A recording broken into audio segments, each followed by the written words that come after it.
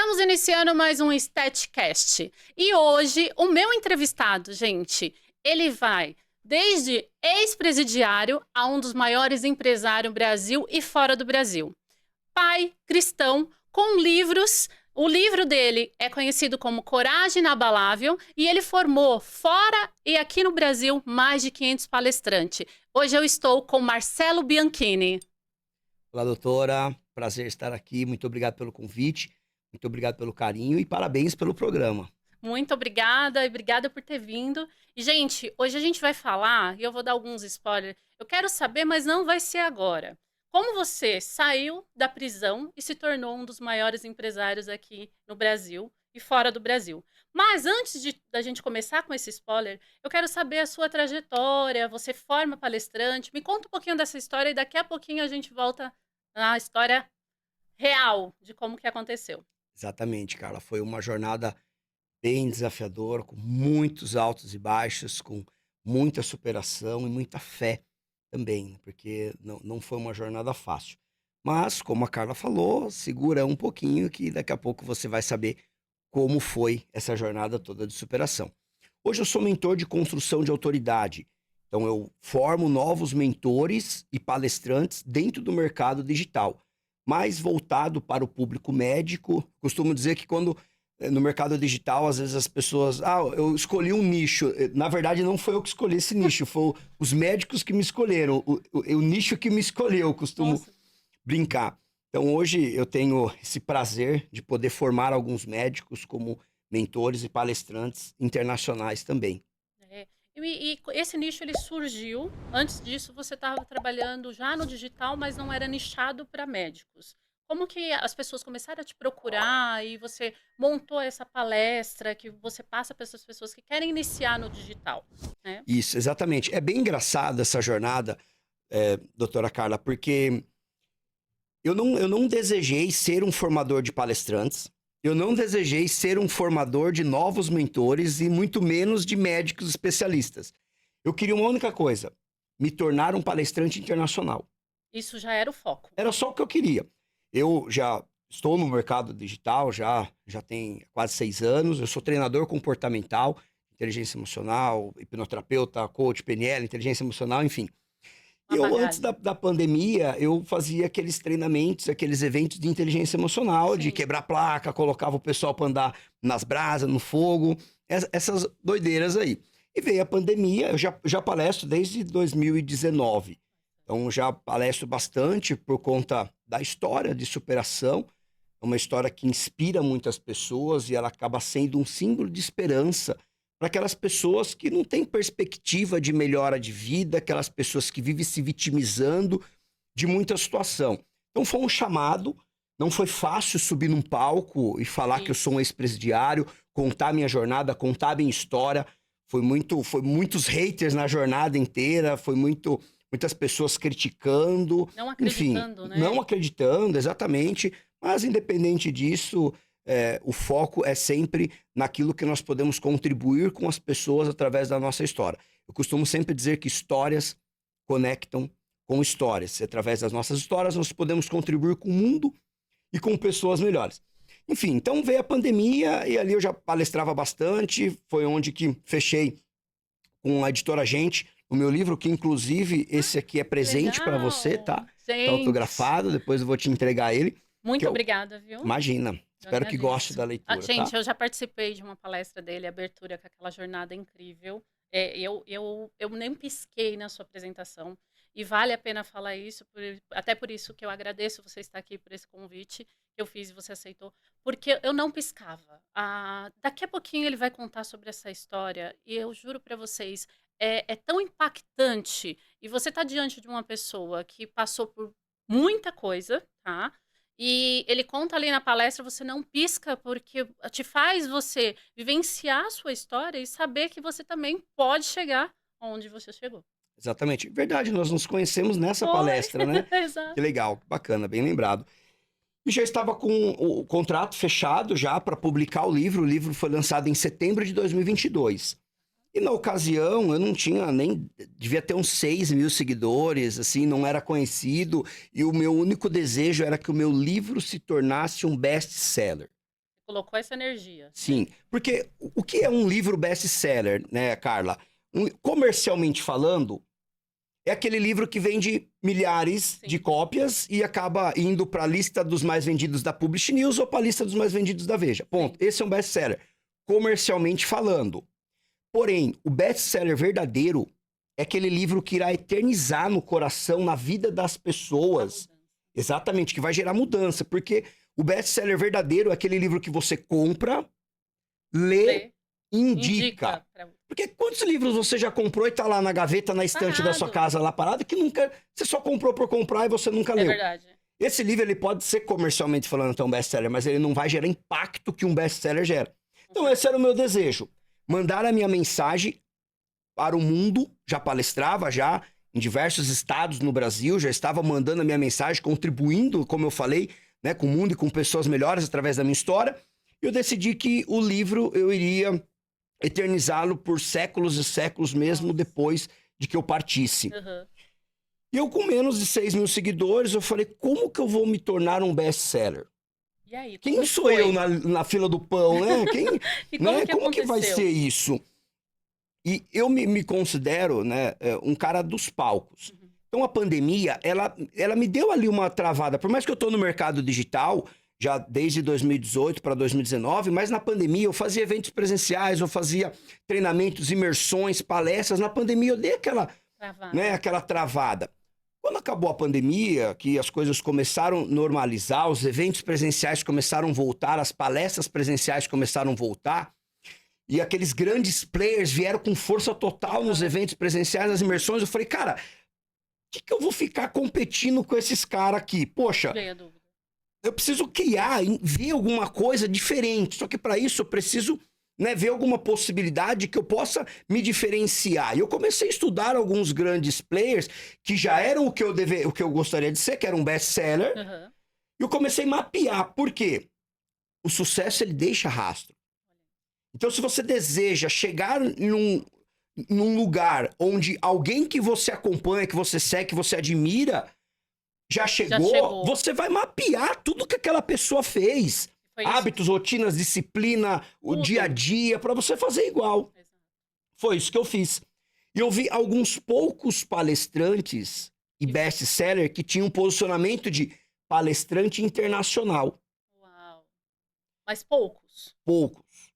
E eu falei, cara, pronto, eu preciso ser um palestrante internacional. E aí você começou. Eu fui atrás. Agora vamos entender como que eu vou fazer para me tornar um palestrante internacional.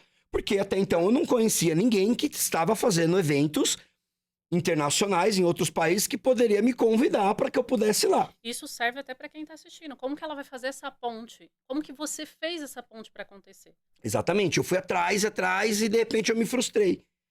Porque eu falei, cara, peraí, como assim? Coloquei minha equipe, na época eu tava com uma assessoria de imprensa bem bacana, um RP legal, tava com uma agência de marketing, meu network gigantesco. Eu falei, cara, como que eu não tô encontrando uma possibilidade de eu palestrar em outro país? Não achava naquele momento. Não encontrava, só que eu falei, cara, eu tô disposto a investir 30, 40, 50 mil reais, não importa quanto, eu tô investindo na minha carreira, o meu posicionamento. E não tem, opa, peraí, eu sou empreendedor, a luzinha vermelha do empreendedorismo acendeu. Eu falei, tem um mercado aí que ninguém tá vendo. E eu comecei a fazer uma pesquisa de mercado de outra forma. Não como consumidor. Entendi. Agora como empreendedor. E comecei a movimentar o meu network e ver a possibilidade de outras pessoas querendo aquilo que eu queria. E eu vi que era uma imensidão de palestrantes, de treinadores, de mentores que queriam. Eu falei, mas por que você nunca se posicionou como palestrante internacional? Porque não tem. Não tinha. Eu falei, pronto, agora tem, porque eu vou criar. E aí você começou a criar. E eu falei, já que não tem, vou criar. Porém, eu não falava inglês, não tinha visto americano, tinha ido só aqui para Argentina, Chile, só esses países aqui vizinhos. Como que eu vou fazer para criar um evento internacional? Analisei e vi a maior comunidade brasileira que tinha Estados Unidos, Boston e Orlando. Falei, cara, ninguém quer ir pra Boston. Quem quer ir pra Boston? Não. Orlando, Verdade. Disney, a magia da Disney. Falei, pronto, vou fazer um evento em Orlando, eu não preciso fazer para o gringo. Eu posso fazer pra comunidade brasileira, porque eu não falo inglês e muitas pessoas também não vão falar inglês. E aí nasceu o Congresso Internacional Plano Perfeito, Uau. que como eu sou treinador comportamental, então eu venho, né, tive Instituto de Desenvolvimento Pessoal por muito tempo, então eu venho nessa pegada de certificação, é um peso a mais, né? Eu criei a maior certificação de palestrantes internacionais do planeta. Eu quero perguntar agora para você. Qual foi a sensação? Porque a gente está falando dos desafios, né? Não falava inglês. Não tinha nenhum palestrante internacional aqui no Brasil que fosse referência. Você começou nessa jornada praticamente sozinho. E qual foi a sensação quando aconteceu?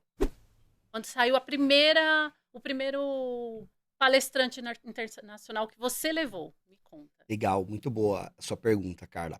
Foi uma sensação de que, cara, é possível nós realizarmos nossos sonhos, nossos desejos, alcançar nossos objetivos, desde que nós colocamos 100% do nosso foco, disciplina e determinação naquilo. Porque tem uma frase, doutora, que um grande mentor meu me ensinou, e eu trago isso para minha vida. Nada nem ninguém supera uma pessoa altamente determinada que faz todo dia a mesma coisa com disciplina e foco. Nada, nem ninguém. O ser humano, ele tem uma capacidade muito grande, assim, de execução. Eu tenho o meu perfil comportamental executor. Então, eu criei meu primeiro evento nos Estados Unidos, eu levei 26 palestrantes para Orlando, fiz um evento de 2 dias e coloquei 220 pessoas presencial e fiz uma transmissão ao vivo no stream para 6 países e tivemos mais de 3 mil pessoas online assistindo, sem nunca ter pisado nos Estados Unidos, sem falar inglês, de dentro do meu escritório. Gente, vocês estão entendendo? Olha essa história, olha tudo que ele está entregando aqui. Ele falou para mim que ele ia chegar e entregar tudo e está entregando. Por que que eu estou te falando? Porque às vezes você está tendo a primeira barreira, a primeira dificuldade e o que acontece? Desiste. Então você não pensou nas barreiras, nas dificuldades, foi lá e fez e aconteceu. E hoje está aqui, contando essa história e daqui a pouquinho ele vai contar como tudo isso surgiu. Exatamente. Quando aconteceu primeiro, aquela sensação de realização, de dever cumprido, de tipo, poxa vida, as coisas aconteceram, deram certo, fé envolvido, colocando... Desculpa te cortar. Nessa trajetória, a gente fala sobre base, né? Amigos, família. Não teve as pessoas que falam assim, você é louco, ou tira isso da cabeça, que não vai dar certo? Quase todo mundo, né, doutora? Principalmente o pessoal lá de Orlando. Porque quando eu falei, eu vou fazer o mesmo modelo de eventos que acontece aqui no Brasil, aqui em Alphaville, 2 dias de evento, imersão, sábado e domingo, 24 horas de evento, 12 horas no sábado, 12 horas no domingo, eu vou colocar 30 palestrantes. Não consegui 30, coloquei 26. Aí eles falam, não, você tá louco, aqui em Orlando não acontece isso, não tem eventos nesse formato. Você nunca veio aqui para saber como é aqui. Eu falei, como é que é? Não acontece? Não. Então se prepara que vamos ter o primeiro nesse formato. E aí foi. E aconteceu. 2 dias, sábado e domingo, 220 pessoas presencial esteve... E essas pessoas que não acreditaram, assistiram. Aí depois vem as pessoas e falam, poxa, eu já sabia que ia dar certo, eu sempre estive ali te acompanhando, te apoiando, a gente encontra dificuldades, mas no final a gente estava confiante que ia dar certo. É sempre assim, né? Aquele tapinha nas costas. Aquele eu tô com você, né? Exatamente. Você, mas na verdade não tava. Esse sentido, esse propósito que você já sabe, o seu, né? Já tá bem claro. E muitas pessoas às vezes não têm o propósito claro. E você sabia o que você queria, focou, colocou sua energia e aconteceu. E esse prazer dá para ver, porque assim, quando a gente tem o amor àquilo que a gente realiza, a gente transborda isso para outras pessoas. E é exatamente isso, quando eu assisti a palestra dele, gente, é mágico, faz você... É tão mágico que hoje nós dois estamos aqui, ó. Eu nem imaginava que poderia estar te entrevistando e está acontecendo isso. Eu quero que você fale pós esse evento, como foi você voltar para o Brasil, você vir com essa autoridade, porque isso se tornou uma autoridade internacional. E como foi esse peso, trazendo aqui para o Brasil, essa aceitação de todas essas pessoas que já te acompanham aqui? Legal, muito bom, doutora. E ali, naquele momento, como eu falei, eu só queria ser um palestrante internacional, porém eu precisava criar algo atrativo para que outras pessoas pudessem acreditar nesse maluco, né, nessa história doida, né, nessa ideia. E aí foi onde nasceu a certificação. Fui para os Estados Unidos, não sabia como ia fazer, mas eu já tinha garantido que em 30 dias eles iam ter uma certificação de participação de uma empresa internacional. E eu não sabia como ia fazer isso. Cheguei lá, abri minha empresa, foi mais fácil do que abrir no Brasil. Mais fácil? Mais fácil ainda. Abri minha empresa nos Estados Unidos e falei, pronto, agora... Quanto tempo, mais ou menos? Porque aqui no Brasil demora um X tempo. Não, abri no mesmo dia. Mesmo dia? No mesmo dia. Olha a diferença. Levou poucos dias para chegar, né, os documentos, mas no mesmo dia já foi o suficiente. E ali, abri a empresa nesse dia com o protocolo, um documento básico que eles me deram. Já fui no Banco do Brasil, lá, que é tudo brasileiro, já abri a conta da empresa lá nos Estados Unidos e já estava recebendo em dólar. Gente, que gratificante, né? Demais. E Muito rápido. Mais rápido. Muito rápido. Aí isso começou, essa internacionalização da minha marca, esse posicionamento, essa autoridade internacional, que era aquilo que eu não tinha ainda uma visão da dimensão que iria tomar. É muito inteligente a sua pergunta. Ali começou, os palestrantes chegar para mim e começou a falar assim, cara, legal, agora tô aqui, tô no hype da internacional, meus stories tá bombando, meu direct tá bombando, a galera já tá querendo comprar minha mentoria, minha consultoria, meus processos de coach, minhas terapias. E agora, qual o próximo passo? Aí eu falei, cara, eu não tenho o próximo passo. Peraí, não tinha, eu vou criar. Foi que nasceu o posicionamento de mentor de construção de autoridade. Você já ouviu alguém falar que é mentor de construção de autoridade? Não. Prazer, eu sou o primeiro, porque eu criei esse posicionamento por conta disso. Então, assim, o que eu falei no começo? Eu não queria ser um formador de palestrantes. Eu não queria ser um mentor de construção de autoridade. Eu não queria ser hoje um mentor de mentores. Sim. Eu simplesmente, o meu desejo, a causa por trás de todo o contexto profissional que tenho hoje, veio pelo desejo ardente no coração de mandar a minha mensagem para o mundo, além das fronteiras do Brasil, através da minha palestra, através do meu livro, para contribuir com o mundo, com pessoas melhores, para que toda vez que as pessoas ouvissem a minha história, em qualquer lugar do planeta, elas tivessem vergonha de se vitimizar de alguma coisa, alguma dificuldade da vida. Era só esse desejo, essa era a minha causa. E as coisas foram acontecendo profissionalmente falando, e ali eu me posicionei como mentor de construção de autoridade. Falei, cara, pra que ficar só num país, sendo que eu posso rodar os 5 continentes do planeta? 4 meses depois fui pra Europa, Portugal, levei 28 palestrantes, já aumentou de 26, foi pra 28. Já foi pra Portugal. Já fui pra Portugal, já fincamos a bandeira na Europa. E ali, eu sempre, os países que eu passo, doutor, eu sempre foco bastante ali em mídia, imprensa, coletiva de imprensa, assessoria, para poder realmente trazer essa autoridade internacional para os meus palestrantes. Essa autoridade que passa. Exatamente. E para fazer nos Estados Unidos, lá que você fez, quem foi a ponte? Você teve uma ponte? Porque agora Portugal ficou mais fácil, a gente teve o primeiro, certo? E o segundo, teve ponte? Como foi essa cara e a coragem de acontecer? Um amigo aqui de Alphaville, que conhecia um casal que servia na igreja Lifehouse. Um beijo pro pastor Léo, que nos acolheu muito lá em Orlando. Foi na Lifehouse Orlando, o primeiro onde nasceu o evento internacional. Esse casal servia na igreja e era responsável por alugar o espaço da igreja para eventos. Então aconteceu o primeiro evento dentro da igreja. Dentro da igreja. Já começou abençoado. Já começou, né? Finalizamos, né, o nome, né, a marca. O Congresso Internacional Plano Perfeito. Foram 4 turmas, 4 edições. Foram 2 em Orlando, em Portugal e Miami. E agora entrei com uma marca nova. Vai ter a próxima edição agora em Portugal esse ano. E daqui a pouco eu falo dessa marca nova. Mas assim, Congresso Internacional Plano Perfeito. O plano, doutora, só foi perfeito porque foi o plano de Deus. Não foi o plano de Marcelo Bianchini. Por isso que o evento em si, a marca, nasceu dentro de uma igreja evangélica. Tinha todo um propósito, tinha tudo preparado, né? Exatamente. Mas foi bom você falar sobre essa mentoria, porque muitas das vezes você vai fazer um curso, ou você vai fazer um curso de palestrante, e você, acontece seu evento. Esse evento foi um sucesso, mas depois cadê o suporte pós isso? Como você continua? Como que você continua engajando, continuar esse seu propósito? Acaba você ficando sem. E essa parte que você criou é muito importante, porque você não pode crescer igual um rojão, chegar e estourar. Você tem que crescer e ter a base, essa estrutura você passa para os seus mentorados pós-evento. Sim, exatamente. Até voltando um pouquinho, esse pós, no caso, foi o que levou às formações de palestrante.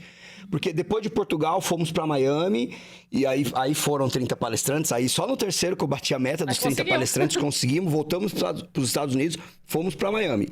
E lá, o movimento em si, que começou em 2022, então 2022, 2023, eu era visto como o cara dos eventos internacionais. Pós-pandemia, ninguém tava biruta dessa forma como eu, as pessoas ainda tinham juízo. Diferente de mim, que já fui direto, né, para outro país. Eu parei com todos os meus eventos aqui no Brasil. Eu não tinha nenhum produto aqui no Brasil, não tinha nada aqui. Eu foquei 100%. Eu fiquei 9 meses só fazendo isso. Vivendo isso. Em 9 meses, foram 4 eventos.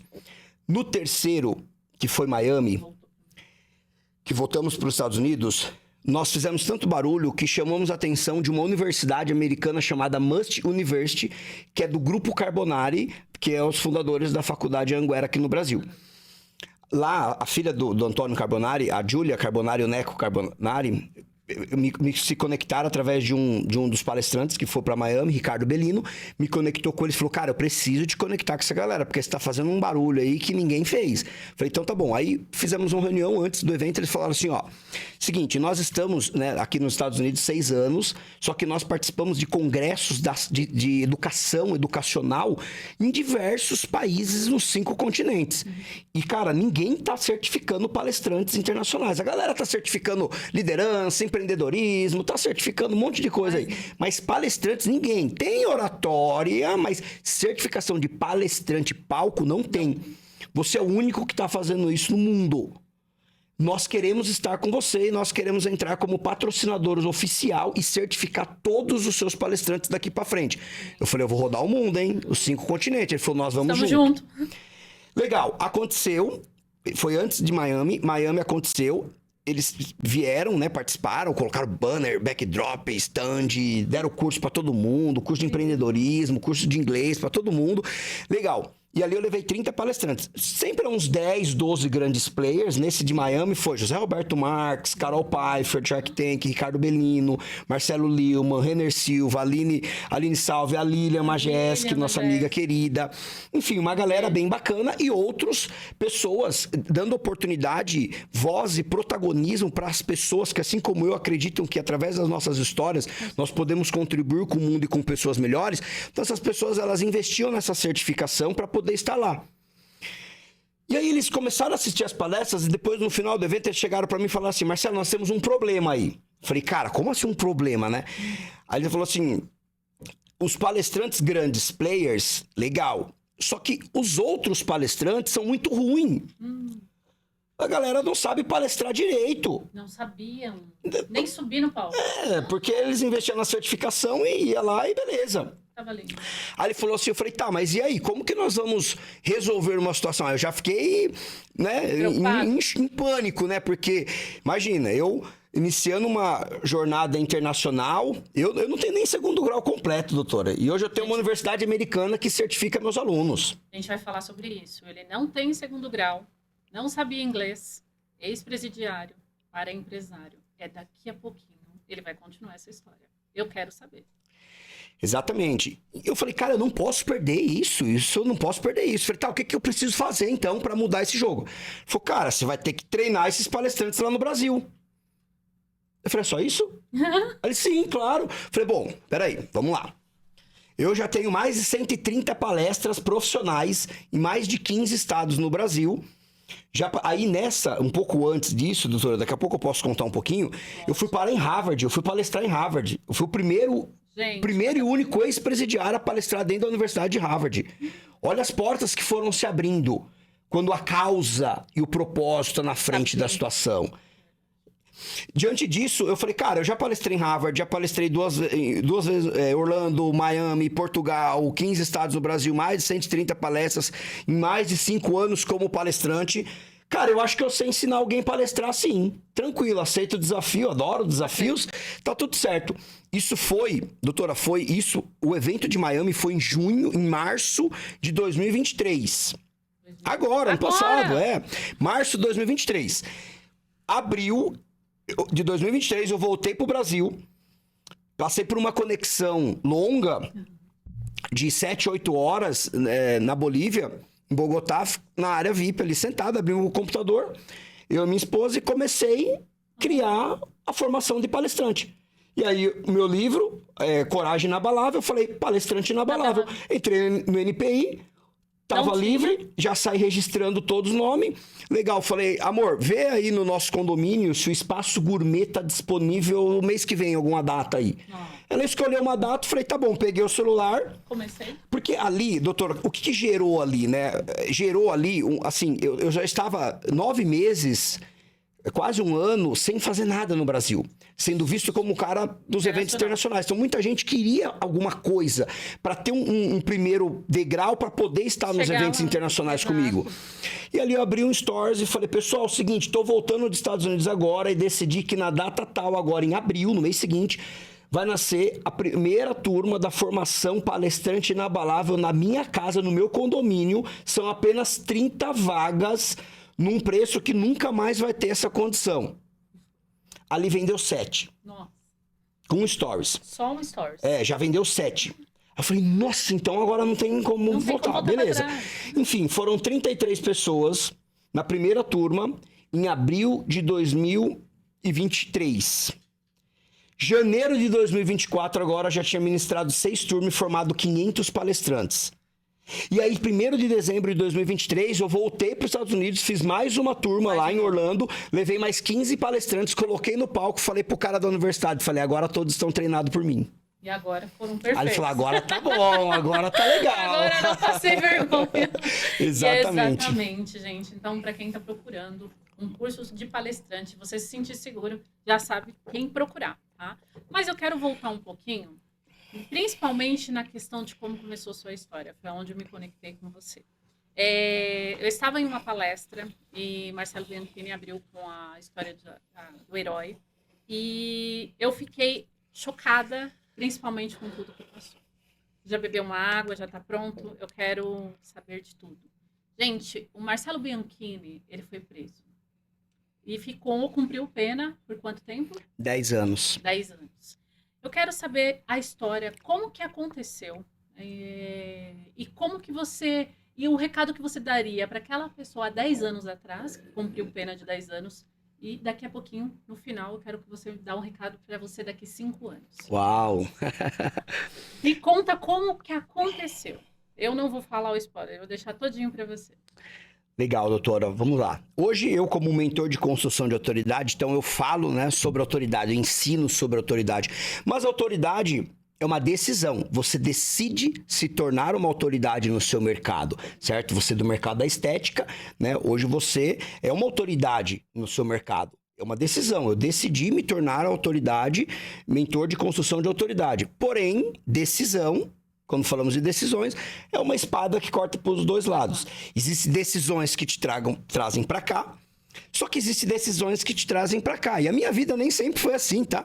Começamos aqui o nosso bate-papo, palestrante em Harvard, maior ecossistema de palestrantes internacionais, empresa no Brasil e nos Estados Unidos, só que foram mais decisões que me trouxeram para cá do que decisões que me trouxeram para cá. Foram mais erros do que acerto na vida. Aos 18 anos de idade, eu tomei uma decisão que mudou totalmente a direção da minha vida. Me conta dessa decisão e o que te fez se tornar essa pessoa que você é hoje. Qual foi a virada de chave? Aos 18 anos de idade, num assalto frustrado, porque não deu certo, nós roubamos, eu e mais 3 assaltantes, né? Decisão de estar no crime, decisão que me fez eu perder a minha liberdade, decisão que me fez eu parar atrás das grades. Nós roubamos um supermercado com alguns caixas eletrônicos dentro do supermercado e na fuga ali, houve perseguição. Polícia começou a vir de todo lado e tiroteio, troca de tiro, nós em 4 assaltantes dentro do carro. Os policiais capotaram o nosso carro caiu num barranco, ficou com as rodas pro alto, todo furado de bala. Ali já começou o milagre. Ali Deus já estava falando, opa, peraí que eu tenho algo maior para você. E ali nenhum de nós tomamos nenhum tiro. Nenhum? Nenhum tiro. Tomamos mais de 30 tiros no carro. Quantos no carro? Estávamos em 4 assaltantes. E ali, preso por assalto à mão armada. com 18 anos de idade, uma decisão que me fez ir parar no fundo do poço. Eu cheguei na prisão, com 18 anos de idade, poucos meses depois, vem a sentença. 10 anos e 8 meses por assalto à mão armada. E aí você imagina, né? Um moleque de 18 anos que achava que era o dono da sua própria vida, o dono do mundo, sem regras, totalmente rebelde.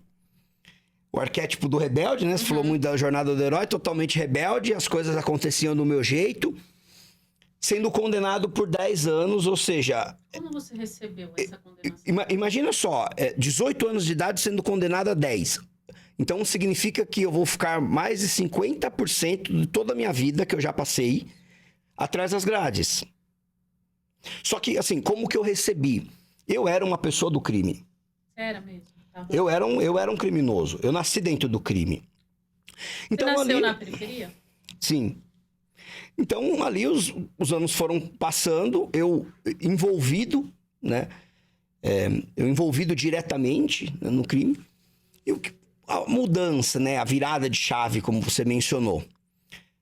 Por volta de 7, 8 anos preso, né, eu passei por uma situação, eu vou contar, né, o que foi uma blitz do batalhão de choque, mas antes eu quero retroceder um pouquinho e dizer que foi dentro da prisão, no lugar mais hostil e tóxico que o ser humano pode passar, que eu pude desenvolver habilidades e competências que eu não desenvolveria no topo.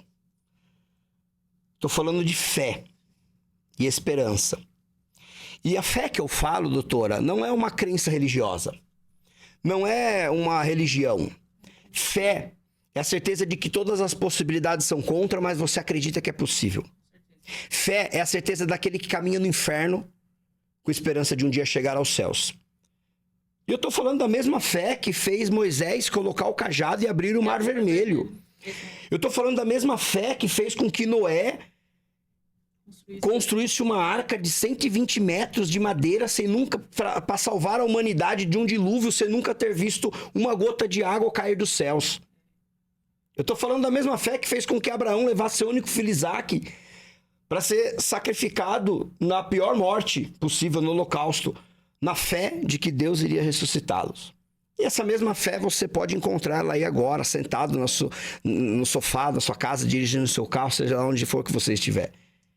Porque foi essa fé que eu pude desenvolver dentro do presídio. E ela está aqui dentro. Isso que fez a mudança. Exatamente. Com 7, 8 anos, mais ou menos preso, eu passei por uma blitz do batalhão de choque. E o que é uma blitz do batalhão de choque? Em plena segunda-feira, quando os detentes estão mais vulneráveis por causa que é um dia pós-dia de visita, sábado e domingo, dia de visita. Segunda-feira, aquele dia mais triste, mais tenso, mais pesado, mais reflexivo, né? Um dia mais difícil. 4:30 da manhã, os policiais já começam a cercar o presídio. Capuz, roupa preta, escudo, armas de efeito moral, bala de borracha, bombas de gás, pimenta, efeito moral, cachorro, Rottweiler, pastor alemão. E ali, quando que você pisca, já está tudo cercado e começa simultaneamente a jogar bombas dentro do pavilhão para justamente gerar ali um forte impacto emocional, para gerar ali aquela tensão, aquele medo, aquele pânico. E ali, quando você percebe, você pisca, a grade já está aberta, já tem ali um corredor de policiais com os escudos, já para você sair para fora, eles fazerem uma revista em você, totalmente humilhante, te vira do avesso praticamente, para ver se você não está saindo com contravenções, faca, celular, droga, alguma situação. E eles jogam detergente no chão. O dia amanhecendo, imagina o escuro ainda, aquele pânico, fumaça, gás de pimenta no ar, você não conseguindo respirar direito, não conseguindo enxergar, os olhos ardendo, o chão cheio de detergente. Nesse momento que eu saí para fora, um preso na minha frente, ele escorregou no detergente. Quando ele escorregou no detergente, ele caiu, meio catou cavaco assim, colocou a mão no chão, e eu tropecei em cima dele. E para não cair, eu bati a mão nas costas dele e caí com o ombro no escudo do policial. Nessa que eu caí com o ombro no escudo policial, da mesma forma que os presos ali estão totalmente no estado de choque, os policiais também, porque ninguém sabe a reação, o que vai acontecer ali. E na hora que eu caí com o ombro em cima do escudo de um policial, o policial jogou, eu já de volta, já caí em cima do outro, o outro já pegou o cacetete, já começou a me dar um monte de cacetada na costela, nas costas, na cabeça, já começou aquele tumulto. Eu já havia passado por uma blitz do batalhão de choque dezenas e dezenas de vezes. Mas não igual essa. Mas essa, eu fiquei como o centro ali da situação, das atenções, né? O tumulto ali, o motim ali que ocorreu foi comigo. E por causa de nada, só porque o cara escorregou, eu tropecei no cara. O cara de trás, já meio que apavorado, não entendendo, fumaça, não sabendo muito o que estava acontecendo, se precipitou ali, com certeza, veio e deu 2 tiros de bala de borracha nas minhas costas. Com calibre 12. E ali é como se fosse uma marretada nas costas. E eu meio que dei aquela atordoada, bati a mão no chão, vi estrela e não caí. Me equilibrei, levantei e cheguei até o final do pátio. Quando eu cheguei no final do pátio, que eu sentei, ali você não tem o que fazer. Ali você tem que sentar, passar o dia inteiro sentado no sol quente, porque daqui a pouco vai amanhecer. Sim. E interior de São Paulo, isso foi penitenciária de Lavínia. Interior de São Paulo, quase mil quilômetros de distância daqui da capital. Então, você senta ali, você só tá de cueca ali naquele momento, com a cabeça olhando no chão, entre as pernas, com a mão aqui, você só pode respirar. Mais nada. Só que eu tinha passado por essa situação ali naquele momento. Quando eu sentei ali, eu estava num impacto emocional tão grande que a impressão, doutora, é que meu coração ia sair pela boca, que eu ia ter um infarto. Eu achei que eu ia morrer ali. Porque eu tava muito, assim, de uma forma... eu tava muito mal internamente ali. Eu me concentrando, respirando. E ali tá basicamente a atenção tá em mim. Ali, se eu me mexo ali, é um tiro de borracha na cabeça, ali uma mordida de cachorro. Doutora, eu já presenciei em outras blitz do batalhão de choque, motim, assim, tumulto, intencional, onde os presos ali meio que se rebelam. E assim, a consequência ali chega ao ponto de o cara tomar um monte de canada de ferro na cabeça e sair dali morto, arrastado pelo pé como um porco. Sangrando e ficar ali na galeria. Não tinha como se mexer. E ali eu me vi, eu falei, meu Deus, aqui se eu vacilar aqui... E ali, essa sensação começou a me trazer aquilo que eu chamo de... Me fugiu agora. Que é o dom de se questionar. Que é o autoquestionamento. E ali eu comecei a me questionar. Cara, o que eu tô arrumando pra minha vida aqui, mano? Por que de tudo isso? Eu poderia estar morto agora ali no corredor ali. Cara, eu tô aqui vivo. Um milagre. E aí eu comecei a falar, cara, é esse o exemplo que eu vou dar pros meus filhos? Já era pai na ocasião. Esse é o exemplo que eu vou dar pros meus filhos? Cara, essa vida que eu quero. Cara, eu tô repetindo todos os padrões do meu pai. Eu tô repetindo padrões. E até ali, doutor, até um pouco à frente, um pouquinho... Eu vivia uma vida que eu chamo de síndrome do coitadismo. Você colocava como vítima? Total. Sempre. Eu não tinha culpa de nada, doutora. Eu fazia um monte eu fazia um monte de porcaria, de tranqueira, e a culpa era de Deus. A culpa era do meu pai. A culpa era do governo, da família, do desemprego, da periferia que eu cresci. Não, minha não. Eu era um coitadinho, poxa. Eu era vítima. Entende? Então, eu sempre ficava procurando alguém pra colocar a culpa nas coisas que eu fazia. Eu era igual o Chaves, sabe? Ninguém tem paciência comigo. Eu era isso. É o que eu chamo de síndrome do coitadismo. E ali eu senti, doutora, que eu assumi as rédeas da minha vida. Naquele momento. Naquele momento. Sentado ali, eu me sentia ali pior que um lixo, pior que um nada. Porque ali, doutora, é um sentimento de impotência tão grande, e você não sabe o que é um sentimento de impotência na sua vida. Talvez, às vezes, você... às vezes a pessoa sabe, mas não sentiu. Exatamente. Às vezes te falta dinheiro pra você pagar alguma conta, às vezes você não tem carro, tem que andar de Uber, às vezes você tem vontade de viajar e não pode, você se sente impotente. Isso é uma fase que você tá vivendo. Ali também era uma fase que eu tava vivendo, mas ali é o verdadeiro sentimento de impotência. Eu era um número de estatística, apenas isso. Eu não era ninguém. Ali ninguém... quer saber dos meus sonhos, da minha família, da minha vida, ninguém. Ali eu era um número. Ali se eu vacilasse, eu tomava uma canada na cabeça e saía morto ali, pronto. Tá tudo certo. Isso é um sentimento de impotência. Eu não podia nada ali, eu só podia respirar, olhar pro chão, com dor nas costas, com a cabeça explodindo, coração parecendo que ia sair pela boca e respirar. Só isso. E pensar. E pensar, só isso. E ali foram os pensamentos ali que começaram a me trazer essa reflexão daquilo que eu tava arrumando pra minha vida. O que você estava fazendo? Tudo que eu tava fazendo. Tudo que tava acontecendo comigo ali foi o fundo do poço. Ali foi o fundo do poço. Literalmente. Literalmente. Às vezes, as pessoas... Isso é inspirador, tá tudo bem. As pessoas... eu quebrei 1 milhão, 2 milhões, 5 milhões, uma empresa, 10 empresas. E tá tudo certo. Mas ali, hipoteticamente, é você falir, chegar no fundo do poço. Sua Como vida ser pessoal, humano. profissional, como ser humano. Exatamente. Só que no fundo do poço, doutora, você desenvolve habilidades e competências que você jamais desenvolveria no topo.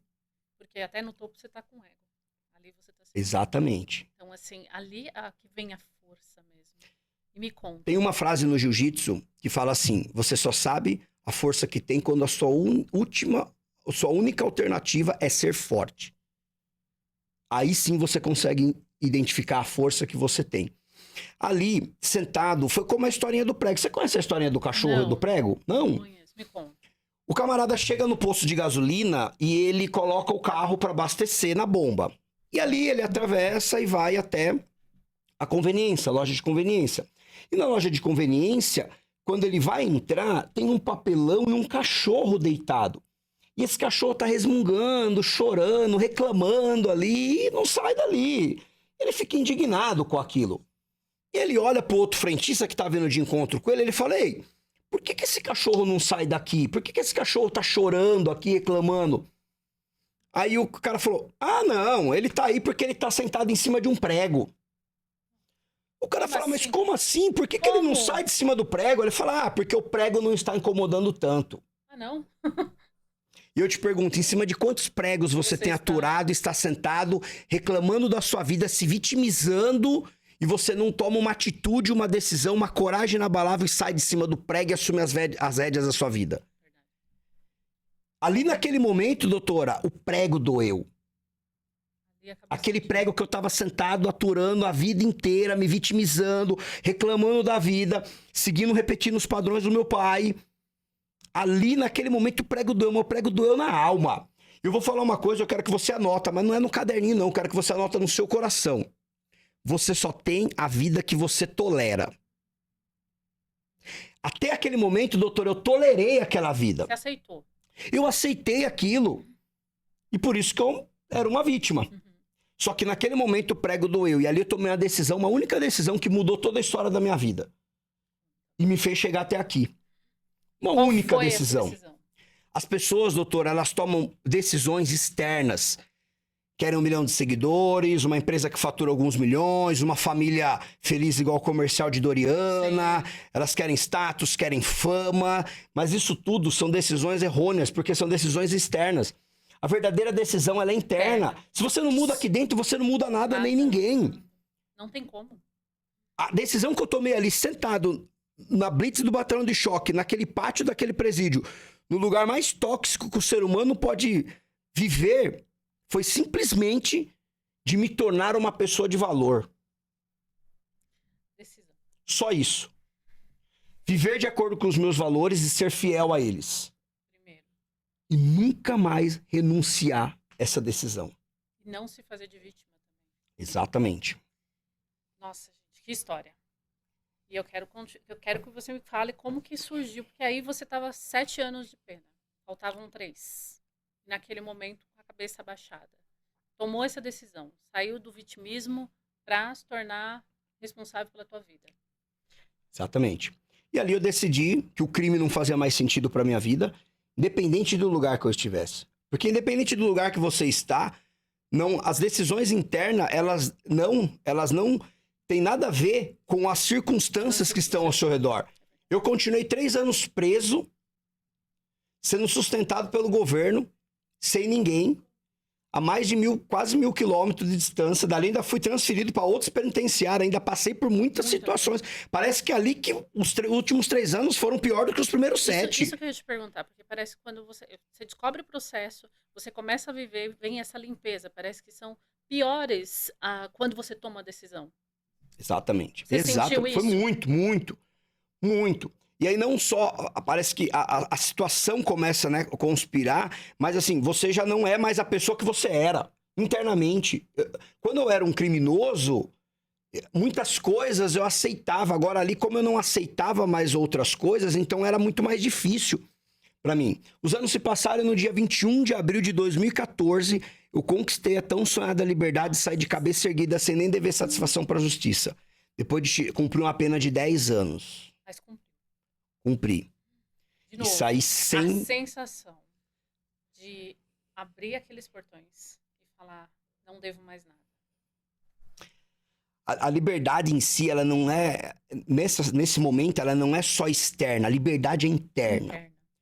Porque a maior prisão, doutor, ela é mental.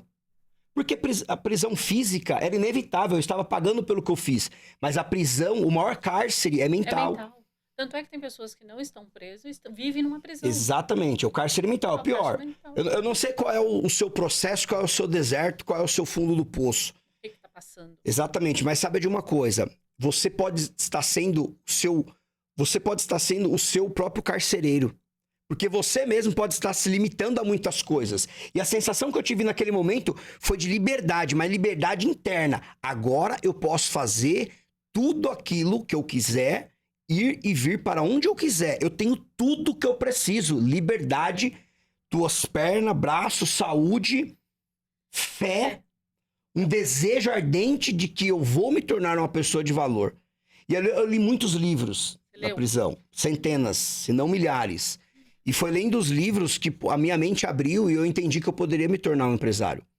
Eu poderia construir uma empresa, mesmo eu ter passado pelo que eu passei, porque não importava o que eu passei, o que eu vivi, o que iria importar dali para frente era para onde eu ia, as decisões que eu iria tomar e as escolhas que eu iria fazer dali para frente.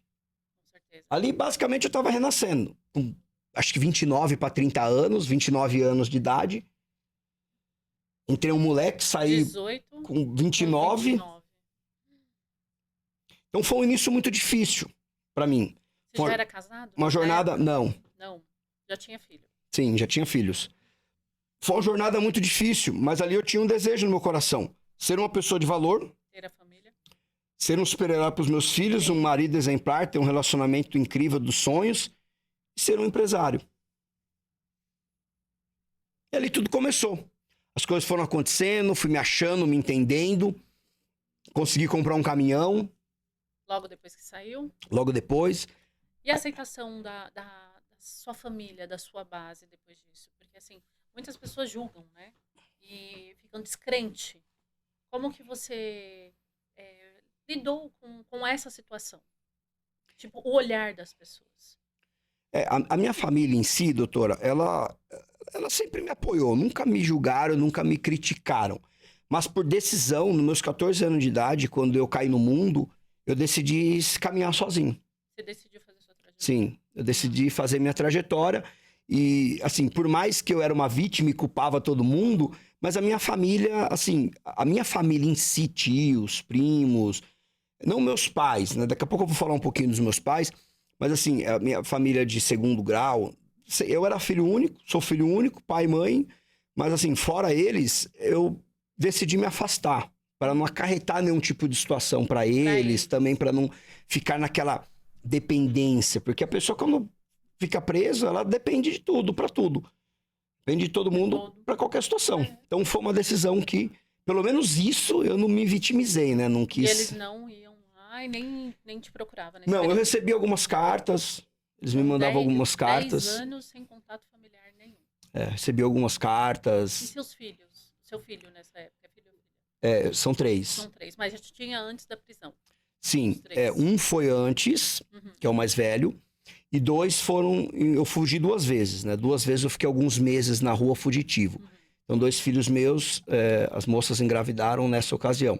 Só que eu só fui ver meus filhos, o grande, acho que com 11 anos, 12 anos, 11 anos, quando eu saí, e os 2 pequenos com 5. Eu fui conhecer meus filhos com 5 anos e ver meu filho com 11 quando eu saí, porque eu só vi ele uma vez quando eu fui preso.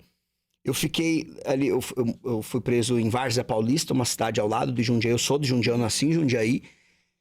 Eu fui para uma cadeia de Jundiaí. E ali era uma comarca, né? Um cadeião. Então ali, o tio de um familiar do meu filho estava preso ali.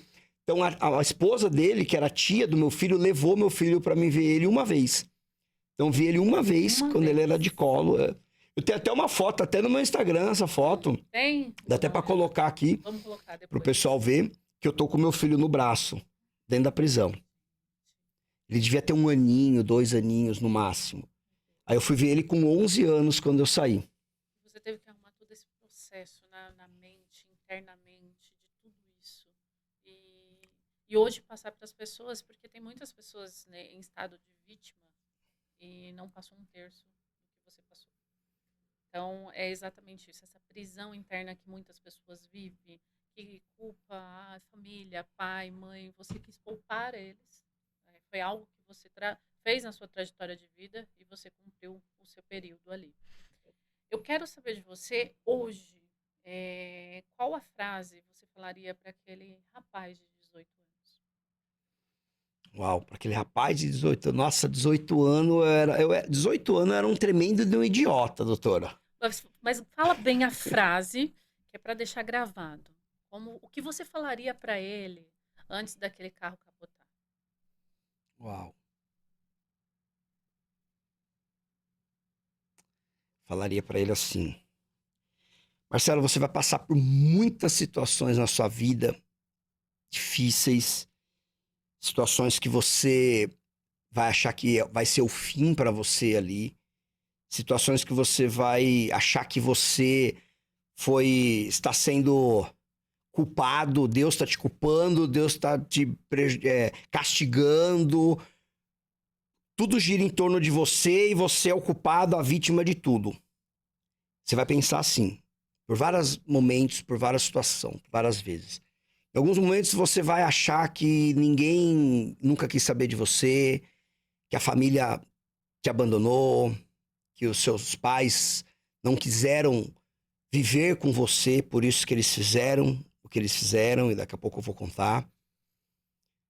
E você vai passar por muitas situações que em algum momento você vai até desacreditar que Deus existe. Você vai pensar muitas coisas negativas, você vai fazer muitas coisas erradas também. Mas acredite, não é sobre você. É sobre aquilo que Deus vai fazer na sua vida, para que outras pessoas que também não têm perspectiva de melhora de vida, assim como você vai ter, possam olhar e ver o milagre que Deus fez na sua vida, para que possa inspirar outras pessoas a seguir o caminho da salvação. Então não desista, persista, supere tudo aquilo que a vida vai te colocar na frente, porque tudo tem um propósito. Só que para você chegar no propósito, você tem que respeitar o processo e suportá-lo.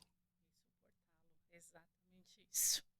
Me conta essa relação com seus pais, que você falou que ia contar pra gente logo depois da prisão, como que foi retomar para a família, para esses seios. Você teve esse contato com eles logo depois que você saiu? Não, doutora, eu perdi os meus pais com 7 anos de idade. Eu nasci no meio do crime, doutora.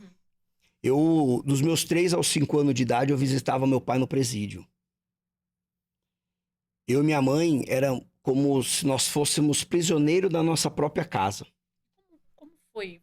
Você visitava seu pai na prisão e de repente você se vê dentro da prisão, repetindo esse ciclo como você falou.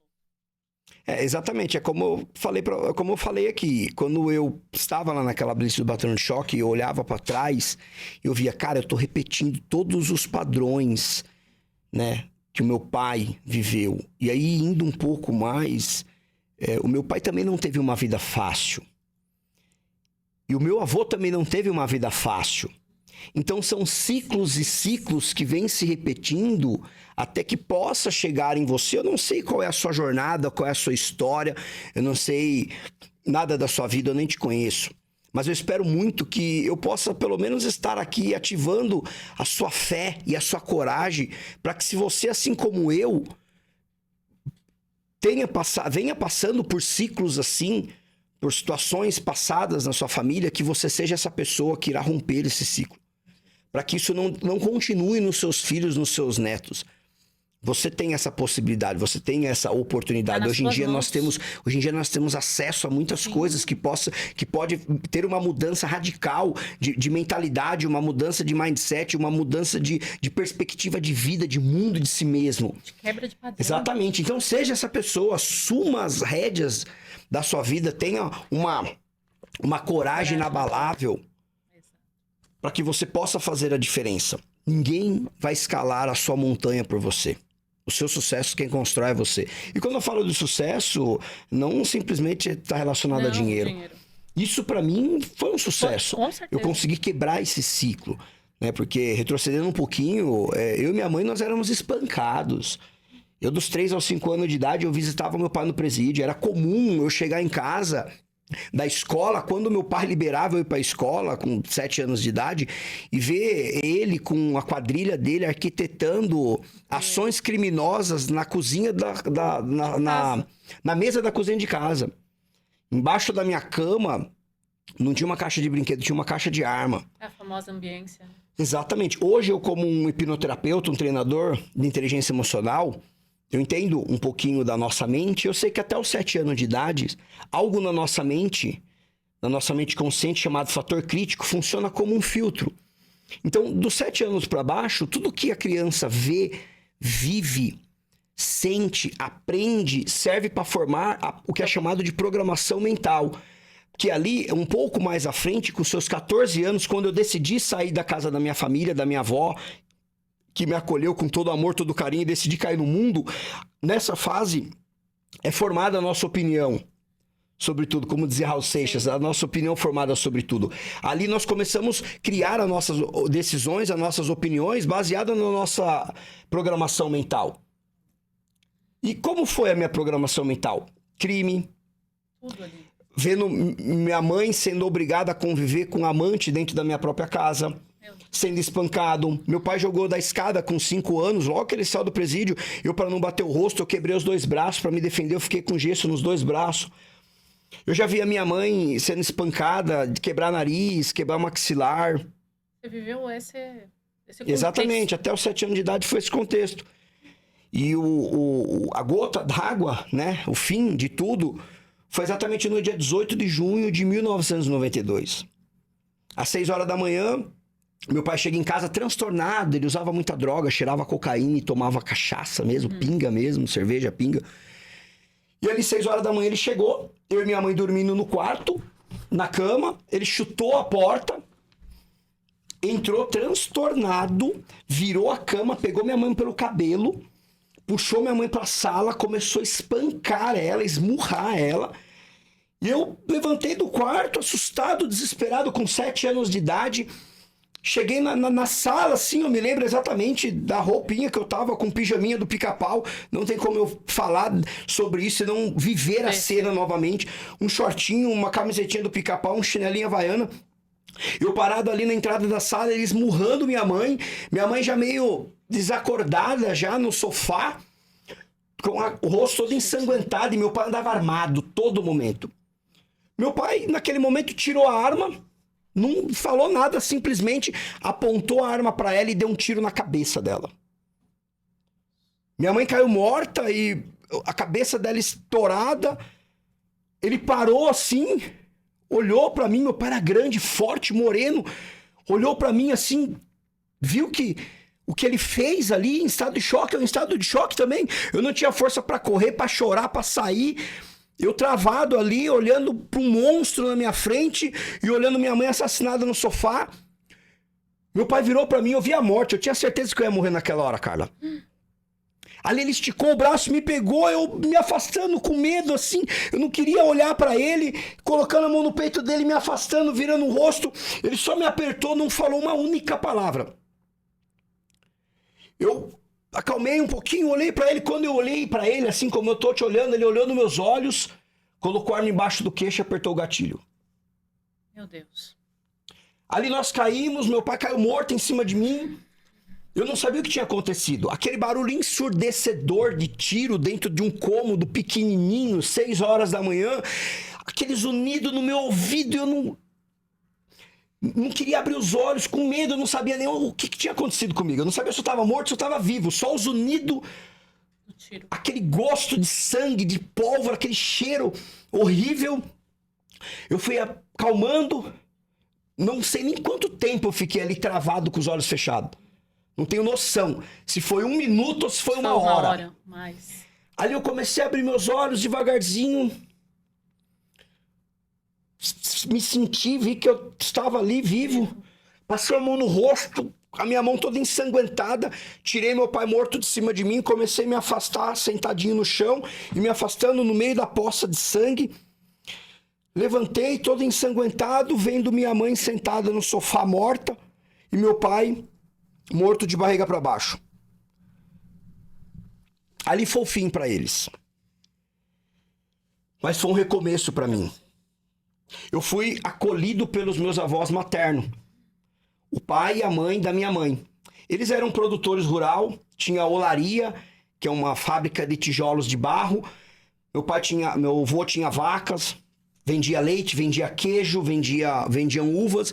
E ali eu fui morar no sítio com eles. Fui acolhido com todo amor, todo carinho. E ali, Carla, aos 7 anos de idade, eu pude conhecer e saber o que era ser criança. De verdade. De verdade. Ali eu pude saber o que era liberdade, o que era poder brincar. O que era poder sair, correr, brincar, ir pra escola, ter amiguinhos, brincar com os meus primos. A leveza. A leveza do que era da infância, do que era ser criança. Ali eu pude conhecer o que era carinho, respeito, dignidade. E ali eu conheci o amor familiar. E foi esse amor materno da minha avó que, quando juntou com o amor de Deus no pátio daquele presídio, na blitz do batalhão de choque, que me tirou das trevas e trouxe pra luz. Que lindo, gente. Meu Deus. Meu Deus, como não emocionar com essa história? Obrigada por ter entregue tudo. Bebe uma água, porque eu também vou beber. E eu quero falar com você agora. Que você olhe para a sua câmera e que você dê um recado para este homem daqui 5 anos. Uau! Eu quero esse recado gravado e entregue para você. Marcelo, saiba que de todos os sucessos que você já teve na sua vida e que você vai continuar tendo, que você não desiste, todos eles, físicos, externos, materiais, de todos eles, eu quero que você nunca se esqueça de 2 coisas. Primeiro, de onde você veio. Nunca deixe nada subir para sua cabeça. O dia que alguma coisa estiver subindo para sua cabeça, lembre-se de onde você veio. Lá de baixo, de onde você começou. E o segundo, quando você estiver rodeado ali de riquezas, de sucesso, de muitas coisas, saiba que o maior sucesso que você teve na sua vida foi no dia 21 de novembro de 2022, quando você entregou sua vida para Cristo, se batizou nas águas e se tornou cristão. Nunca se esqueça que esse foi o maior sucesso que você teve na sua vida. Carregue isso para sua vida e nunca deixe de colocar Cristo no centro de tudo. Exatamente isso. Gente, estamos finalizando mais um episódio com essa entrevista incrível, onde Marcelo Bianchini entregou tudo e muito mais. Eu agradeço mais uma vez você estar aqui presente e te espero na próxima, porque essa história ainda continua. Uau, muito bom. Muito obrigada, Marcelo. Eu que agradeço, doutora. Obrigado pelo carinho, obrigado pela parceria, pela confiança. Espero muito poder ter agregado muito valor pessoal e profissional na vida de vocês. Com toda certeza. Finalizando com a minha frase de sempre, gratidão.